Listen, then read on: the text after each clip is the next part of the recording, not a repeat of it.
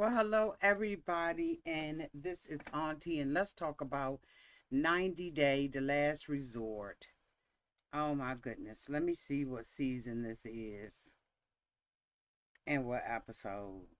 Season 3, episode 10, The Last Straw.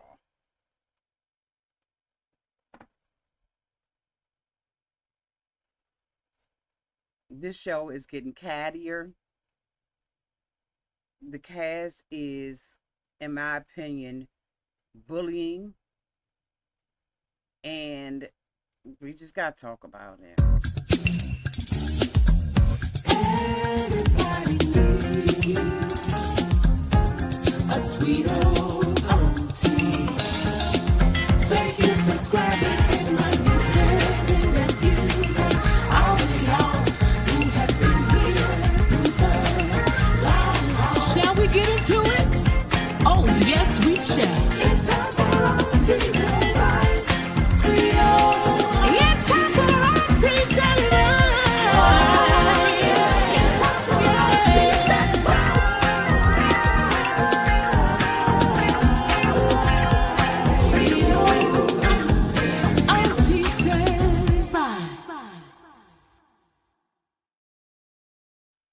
Well, welcome back, everybody, and this is Auntie. Let's go ahead on and get into this. So, in this episode of 90 Day Last Resort, Last Straw, we start off at the same exact place that we ended up before. The instructor trying to tell the cast to get themselves together, that they are there to do these exercises.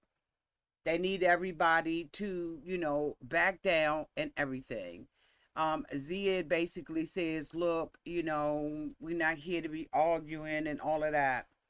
But one of the messy queens, Patrick, in my opinion, is a messy queen. Every time something is said, something is done, is Patrick. So Patrick says, I would like to get to know Sauper, but his wife is basically a bee.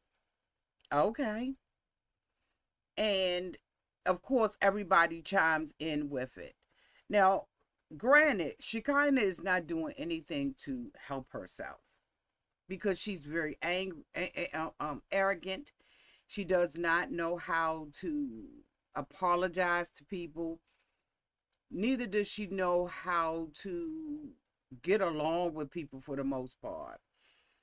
Last week I had mentioned that Shekina is the type of person who can be with her man and her man alone and not have, a whole lot of people under her while her husband is community. So they're supposed to be doing this little puppet exercise. And it's a hot mess. So the who was the first person to get up there and do the daggone puppets? Was it Zied, y'all? Or was it Guillermo? Anyway, Guillermo got up there, and I think he was last. So Zied got up there and he did his puppet show, basically showing how lonely he is, how he goes to work, he gets off work, and Rebecca's not there. He spends a lot of time by himself, and they don't have any type of relationship with one another. And of course, Rebecca tries to keep a smile on her face, but she don't like it no way, no how.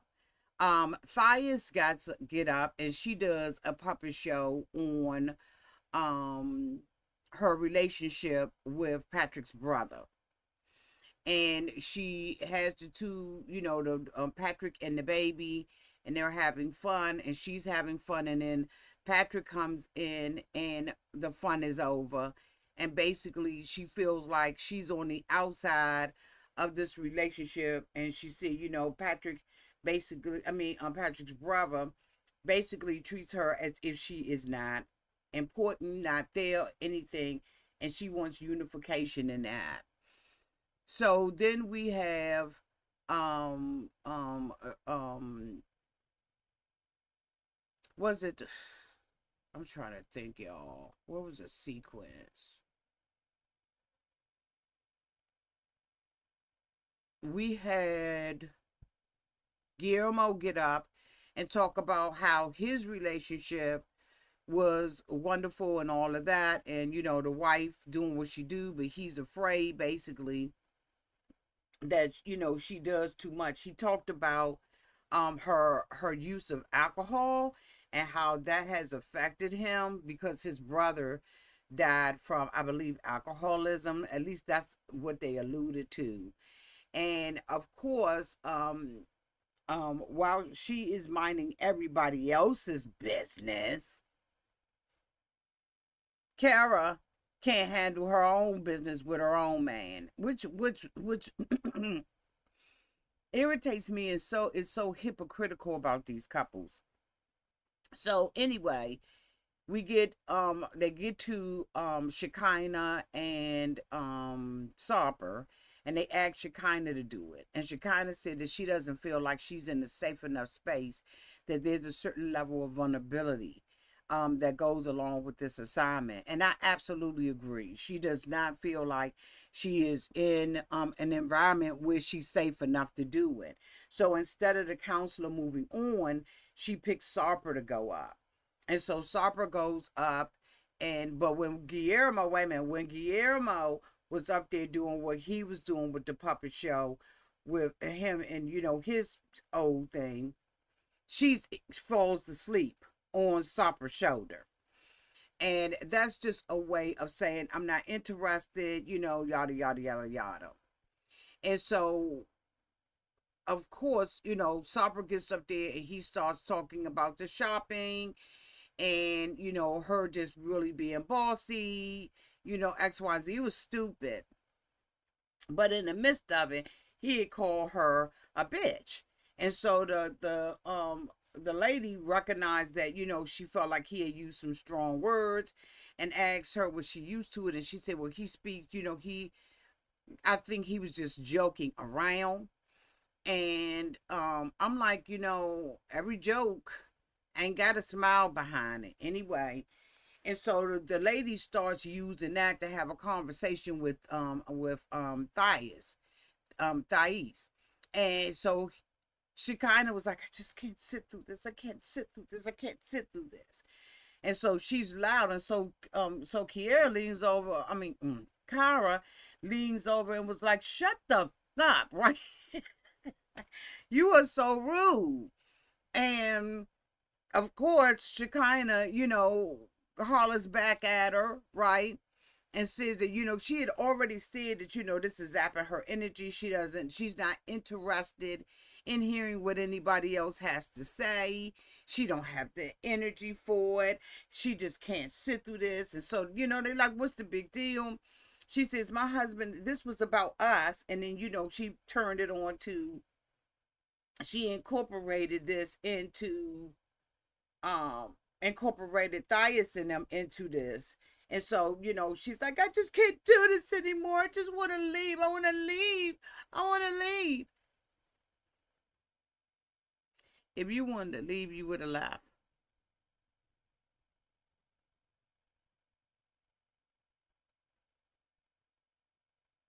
Now we go back down this road where she's saying that Sarper was standing up there too long. This was about them. Her man got to sit up there. Can he come and sit down? That's not what this was about. This was about the hatred that you have. So they, have called her racist and said that the act that she has done, right, is rooted in racism. Where she told Thias to go back to her country.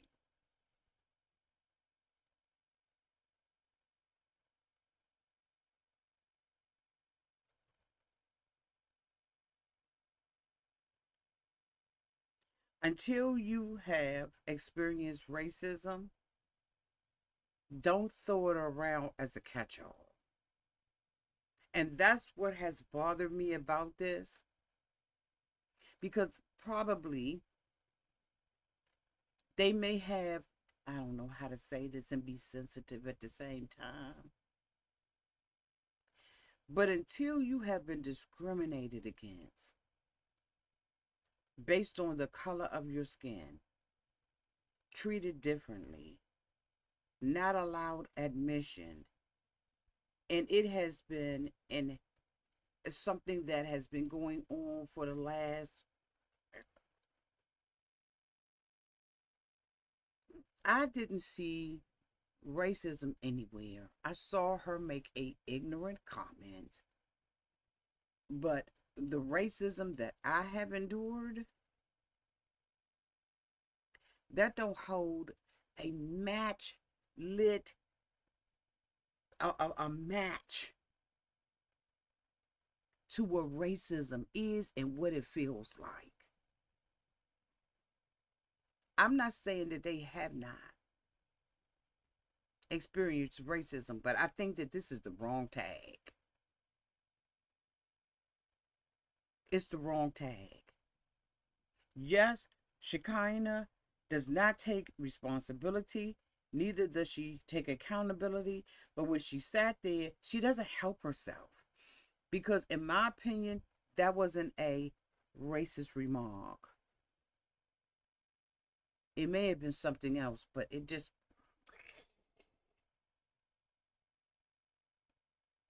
I'll let you all decide for yourself.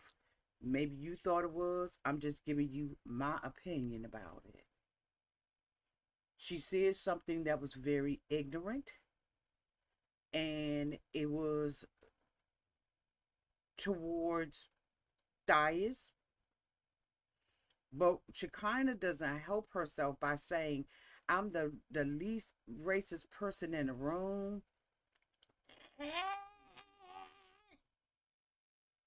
I don't know. That would be for someone else to discuss, but that's a bit too far. Because when you have to go on and justify and quantify and qualify your comment by saying, my daughters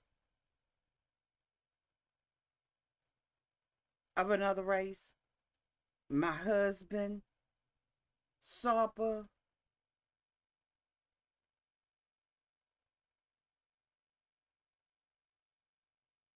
you might got a little in you. While I didn't think that this rose to the occasion, I think that these are mean girls. I think Rebecca, Cara, all of them are mean girls. They have latched on to Shekina. Nobody, here's the thing, Thais was absolutely wrong at that table. So was Shekina. Things got heated in the pub. But I did not hear anything that would have made me rise to the occasion of racism. That's just my opinion.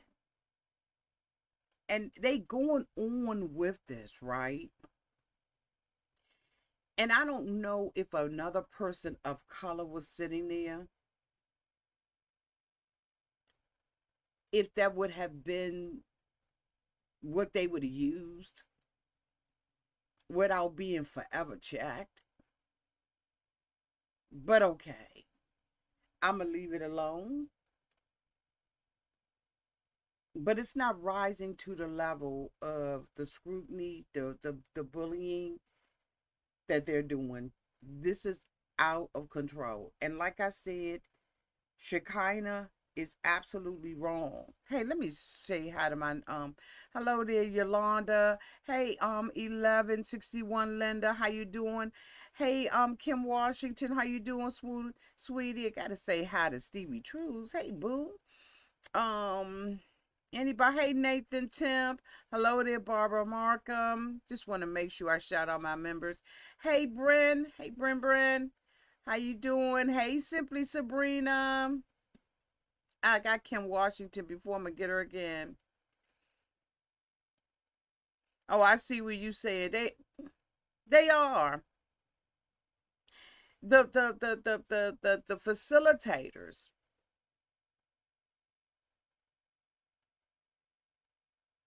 It was. I agree. I don't believe it rose to the occasion. Now, if she had said some other things with it, stereotyped her, did some other things, then I would be going, mm-hmm. But she said that out of ignorance. I don't know if that makes sense. Maybe I shouldn't even be going there, but I agree. It was definitely distasteful and disrespectful, and it was absolutely uncalled for. But I think it came from a place of privilege. It came from a place of feeling like I have the right to send you back home or to recommend that you go home or to believe that you didn't qualify for being here. But the way that they're throwing out the term racist, it doesn't fit. That's where I'm at with that, if that makes sense. She's not helping herself. But the facilitator isn't either, because Patrick is taking a knife and turning it. And ain't nobody saying nothing about Rebecca and how she treats her man. They don't have nothing to say about that. And I find that very interesting, that Rebecca can sit up there at the campsite and cuss her man out and ain't nobody address Rebecca.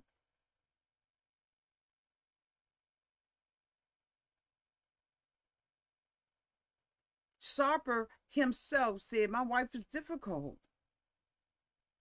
And she is. She's very difficult. I would have to see more to get on the wagon. I would have to see them have a good argument for why they believe she is. And like Sarper said, it's very heavy, but it's easy to throw that on somebody without experience. Because the ones that are saying it haven't experienced racism. So how would you know what it feels like, what it smells like, what it tastes like, what it sounds like? How would any of them know? Y'all on a fucking television show. Stand down and shut up. At this point, it has become bullying. The clinician or the therapist is saying, all of y'all work on y'all relationship. This is about y'all relationship, but you got them doing group activities. If this show was to heal and to really give these people therapy to save their marriages, you would avoid having them in these group therapy sessions where they're doing nothing but arguing and bickering. But you tell them this is about your relationship. No, this is about the relationship of the group. And y'all have ensured that it is. Y'all have ensured that we do these group sessions. You chastise us for not getting along. I need y'all to get along to do these dumb exercises. That is helping nobody's marriage. How is knowing that your marriage is worse than mine gonna help mine? Submit is in the room with Jenny. They with a counselor now because he said he don't even like the concept of marriage. He hiding stuff from Jenny. He taking out loans, like how he did it, I don't know. But how is any of this helping their marriages? Y'all let me know in the comment section. Because all everybody's doing is finding out each other's business. and throwing it around. Guillermo says that his wife basically was acting hoarse, okay, and that she has a drinking problem and he didn't know how far it was going to go. But nobody ain't got anything to say about that. So Shekina, like I said, Shekina is wrong, y'all. I'm not saying Shekina not wrong, but so is the whole group. Rebecca goes and has a conversation. Guillermo and Kara are told that they need to do an exercise the next day to go out on a date and act as if they were just meeting and this was their first date. Rebecca goes and has a conversation with Zied, right, about what it is that Zied wants. So she says, the session was good and all of that. She didn't know he felt like that. And I'm thinking to myself, sure you did. So after they go and have this little, conversation with each other and everything, she says, let's write down 5 things that we like about one another. And she said that she likes how he loves her family, his family. She loves that he's, into doing new things and all of that kind of stuff. And so he basically talked about her exterior. I think you pretty. I think you sexy. He ain't write down. He ain't write nothing. He just winged it. And so Rebecca says, what is it that you need from me? Now, the man just did a got puppet show showing that he's lonely and requires more. And you sit there and ask him what he needs. How many times does he have to say he needs you to just cook? But as soon as he says something about cooking, she flies off the handle.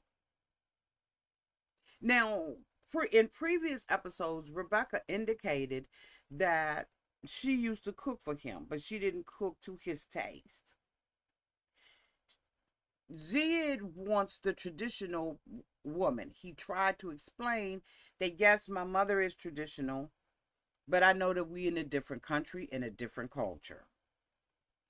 And she says that she can't cook for him. She's comfortable in her job. She's worked all this time, and she's not going to allow herself to give up everything that she has for an apron.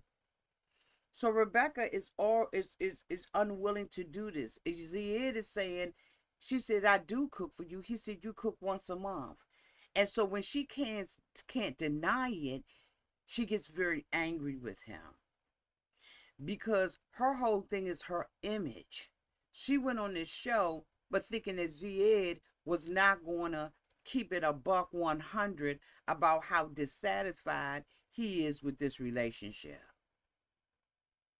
So every time he says something that allows us to see her and for her to be exposed, she goes to a level 10 on the man. It's very abusive. But here's the thing, in my opinion. But here's the thing. Nobody is saying anything about it. Because they don't want this show to be about Shekina and Sarper. But this show is about Shekina and Sarper. And Rebecca feels like she's done all of this. So Zied is saying, I'm just looking kind of. Now, they've already discussed and have established that they have a communication gap because of their language and how he understands the English language. So he attempted to say, I want like an 80s woman. She said, how in the world is he going to want an 80s woman when he's wasn't even alive then? Okay, but you married to him.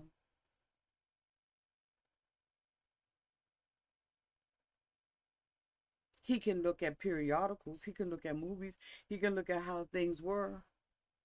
He doesn't. He didn't have to live in the 80s to be familiar. Somewhat maybe not lived, but to be familiar with what that was like in the 80s. Some people didn't live back there in the 50s, but you still can relate to some of the things that went on. Hello.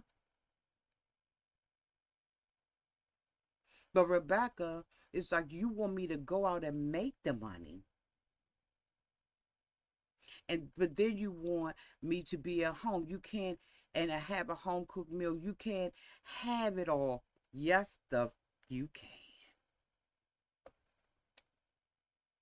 Yes, you can. It's called balance and priorities. You can have a man or a woman and balance your life. Now, do I believe that Zied want her home barefoot and pregnant? Mm-hmm. But he know he didn't marry that. Rebecca believes that he should be satisfied as long as he's driving a Mercedes. He has a great home to live in. She believes that's enough. What I supply the life that you live. So she's one of those people that feels like, this is my opinion, that she can be as verbally abusive as she wants to. And he need to stand down because she paying for his life. Where'd she get that from? She talks to him like he's nothing. When he was trying to explain what he meant by the 80s life and all that, she cut him off. She never allows him to complete a thought. She never allows him to complete a sentence. So what are we doing? Like honestly, like what are we doing? It's a very toxic relationship. Later we see the young lady go in and have a conversation with Shekina and Sarper because Shekina is threatening to leave. And she goes into the room and now she said that the group therapy is getting a little rough, except for they're not doing anything to protect Shekina. Again, even as nasty as she is, she deserves to be protected and not being bullied. I'm sorry, these mean girls are out there, and Patrick always got something negative to say. And that's a man. He's so catty. He's a man. But he's always the one that got to start the conversation and end it with some kind of nasty remark. Tell me I'm lying. Where Shekina was saying that, she couldn't take it. What did he say? Would you go home? That's so,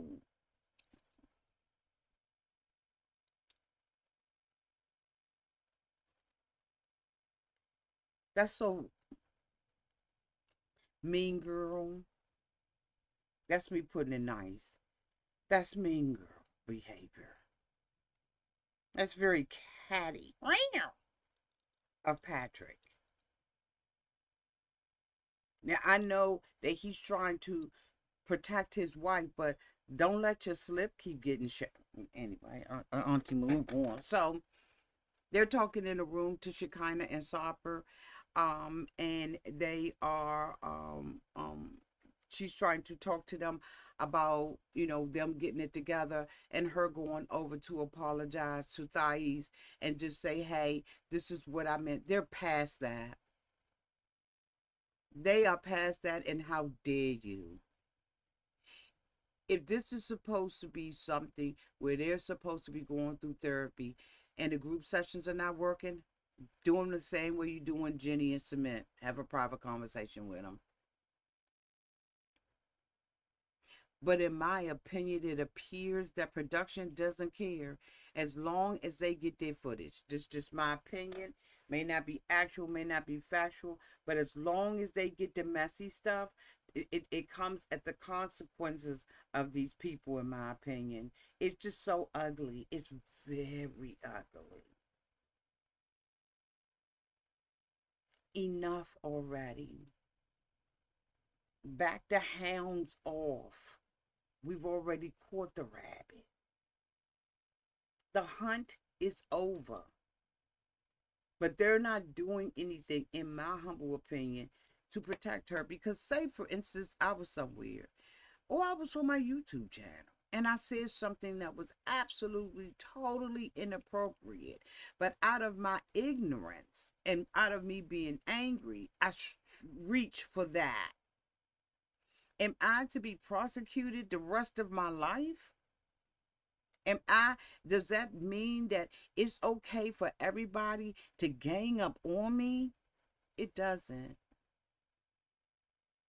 It doesn't. And this has gone too far. And they want to make a TV show, but at whose expense? And I know it sounds like I'm taking up for Shekina. Y'all, please know that I'm not. I'm just looking at if it was me. Because this is a gang mentality. Let me tell you why I feel like it's a gang mentality. Because they go to the pool. Everybody's at the little pool for the evening. Here come Patrick. Is Patrick, Thais. Who else was there, y'all? Was it Kiara and Guillermo? And Paola and Russ walk up. And they want to talk about what they did for their anniversary. Russ is upset and brings up the subject that Paola didn't like the necklace.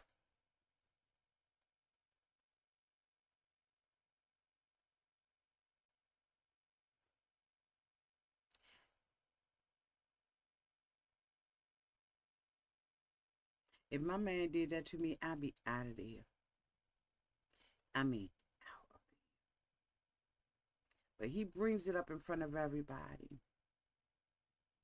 Paola says, he says that she disregarded it. Ain't nothing never good enough. She says, I told you I didn't want another necklace. He said, but this necklace was different. Do you understand that you're using the word necklace?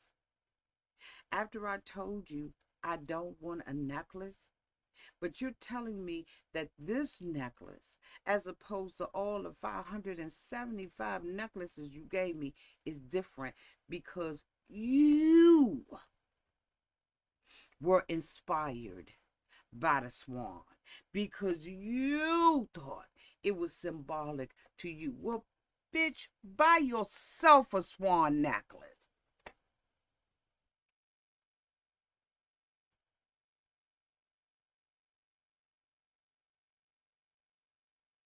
Buy one for yourself. Because I don't want one. Paola's saying you don't listen. Patrick says you got a good man, Savannah. This is a real man. Patrick, shut the... I just feel like you pushing him away with everything you got in you. That's why you and Thias was out there fighting in the street.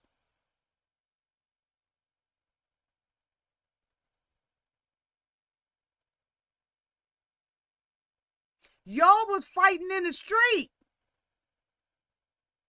You let your brother disrespect her.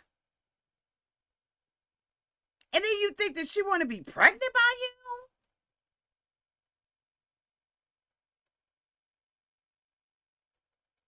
you? If the swan inspired him, buy a picture, a postcard, buy something to put in your wallet. You're inspired. I'm not. Don't buy me a necklace. I told y'all the other day I don't wear watches. I have not worn a watch. I know in 20, 25 years, don't buy me a watch. And my man decides I'm going to buy you this watch because of the swans. Mother...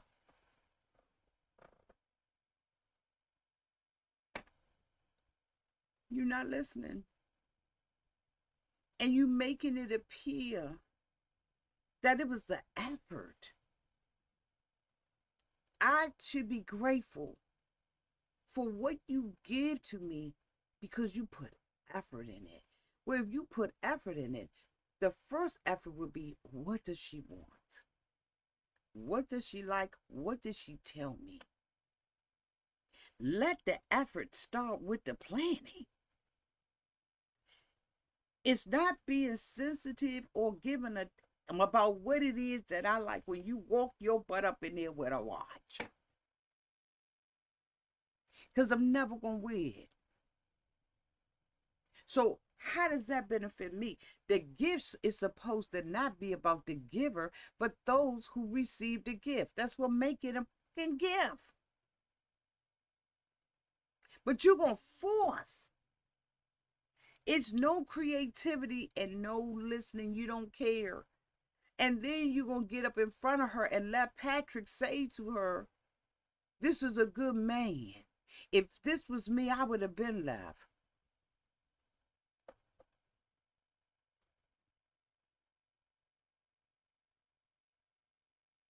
It broke her down to the point where she was like, let me go. Because here come the bullying. Now I'm about to be Shekina. Because they have this bully mentality. It's so obvious. All y'all just did because y'all got problems in your own relationship, but you can diagnose somebody else's Patrick, then why the fuck is you and Thais there? Can you solve your own problems? I'm sorry, y'all. I don't mean to be like that. She walks into the room and all of a sudden Russ got balls. He telling her that she, making a big deal out of nothing. She don't appreciate nothing he do. She don't do this. She don't do that. And she was like, Russ, you don't listen. You don't listen about what I need in the bedroom. You don't listen to what I need as a mother. You don't listen to what I need as a woman. You don't listen to what I need as your lover. You don't listen to what I need. You don't care about what I say as long as it brings you gratitude. He gonna sit up there and tell her, I'm gonna do a bubble bath for you. I'm gonna do this knick-knack and patty-rack. He told everybody that the day that they had was wonderful, yet he criticized the clothes that she had on without even telling her that they was going to do arrow, shooting the arrow. Like, what? You disorganized and you think that people are supposed to take mediocre from you. Whatever you give, the crumbs that you give at the master table, I should be appreciative. Thank you. Thank you for the crumbs.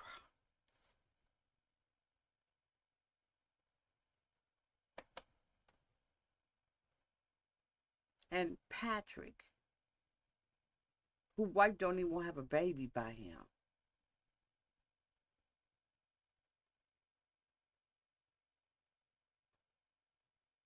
tells her she's pushing him away. He a good man, Savannah. Then you, um, then you let him buy you. See how I be going off? I be going,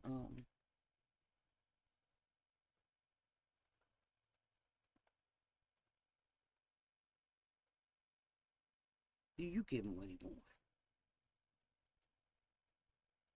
They get back up in the room.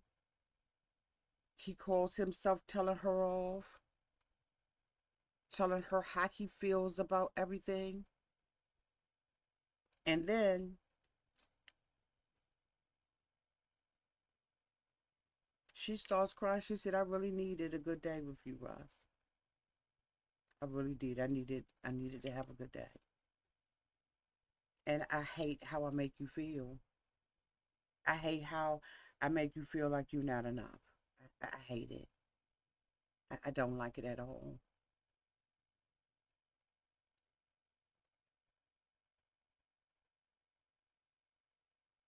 She said, I just can't do this anymore. I hope she leaves him.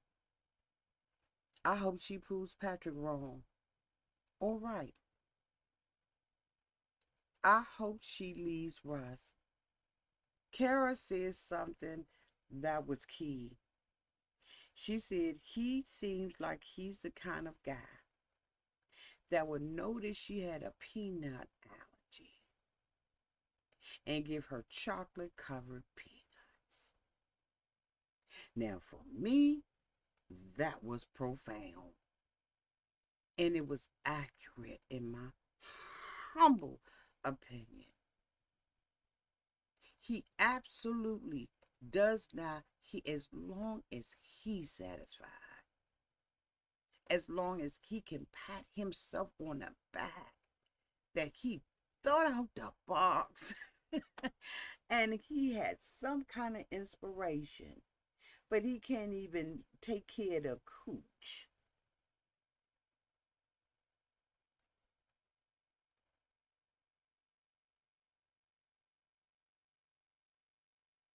Don't nobody got that to do. This episode was all over the place. This is just a time waster, in my opinion, for the couples because I don't see any real therapy. And there's no, I can't learn from somebody else's stuff.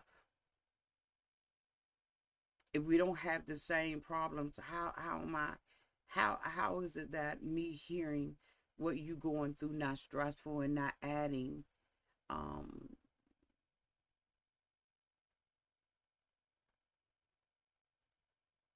chaos and confusion and worryation and stress in my life? I don't need to know what you're going through. I don't need to know what Guillermo is going through with Kara and what Shekina is going through with Sauber and what Patrick is going through. I don't need to hear Rebecca cuss her husband out every time she gets a chance. I don't need to see Jenny slow talking and Submit saying that he don't even value the sanctity of marriage. I don't need it. I don't need it because that's not helping me in my relationship.